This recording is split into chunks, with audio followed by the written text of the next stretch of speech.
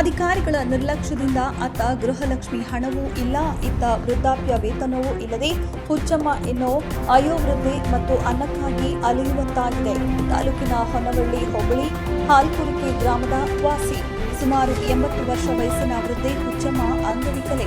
ಅಪಘಾತದಲ್ಲಿ ಕಾಲು ಕಳೆದುಕೊಂಡಿದ್ದಾರೆ. 3 ಜನ ಮಕ್ಕಳಿದ್ದರೂ ಸಾಕದೇ ಇರುವ ಕಾರಣ ವೃದ್ಧೆ ಪ್ರತ್ಯೇಕವಾಗಿ ಗುಡಿಸಲಿನಲ್ಲಿ ವಾಸವಾಗಿದ್ದು ದುಡಿದು ತಿನ್ನಲು ಶಕ್ತಿ ಇಲ್ಲ.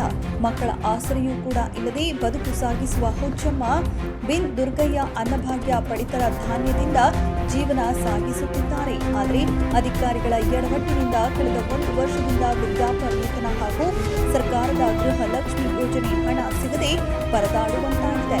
ವೃದ್ಧೆ ಮಾತ್ರ ಮಹಿಳಾ ಮತ್ತು ಮಕ್ಕಳ ಕಲ್ಯಾಣ ಇಲಾಖೆ, ಹಾಲ್ಕುರಿಕೆ ಗ್ರಾಮ ಪಂಚಾಯಿತಿ, ಪೋಸ್ಟ್ ಆಫೀಸ್ಗೆ ಅಲೆದು ಸಾಕಾಗಿ ಹಣ ಬಾರದು ಮನೆ ಮನೆಗೆ ಭಿಕ್ಷಾಟನೆ ಮಾಡುವಂತಾಗಿದೆ. 10 ಬಾರಿ ಕಚೇರಿಯಿಂದ ಕಚೇರಿಗೆ ಅಲೆದು ಅಧಿಕಾರಿಗಳನ್ನ ಸಂಪರ್ಕಿಸಿದರೆ ಯಾವುದೇ ಪ್ರಯೋಜನವಾಗಿಲ್ಲ.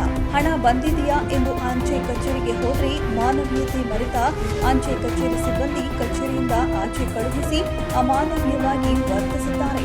ಬಡವರ ವೃದ್ಧರಿಗೆ ಸಹಾಯ ಮಾಡಬೇಕಾದ ಅಧಿಕಾರಿಗಳು ಕನಿಷ್ಠ ಮಾನವೀಯತೆ ಕೂಡ ಇಲ್ಲದೆ ವರ್ತಿಸುತ್ತಿರುವುದು ಸಾರ್ವಜನಿಕರ ಹಿಡಿ ಶಾಪಕ್ಕೆ ಕಾರಣವಾಗಿದ್ದು, ತಾಲೂಕು ಆಡಳಿತ ವಯೋವೃದ್ಧಿಗೆ ಸಹಾಯ ಮಾಡಬೇಕಾಗಿ ಹುಚ್ಚಮ್ಮ ಅವಲತ್ತುಕೊಂಡಿದ್ದಾರೆ. ನಾನು ಯಾರು ನೋಡ್ಕೊಂತ ಇಲ್ಲ, ಕಾಲೋದ್ವಿ ತಿರ್ಗಾಡಂಗಿಲ್ಲ, ಏನಿಲ್ಲ. ನನಗೆ ಯಾವುದೋ ದುಡ್ಡು ಬರ್ತಾ ಇಲ್ಲ.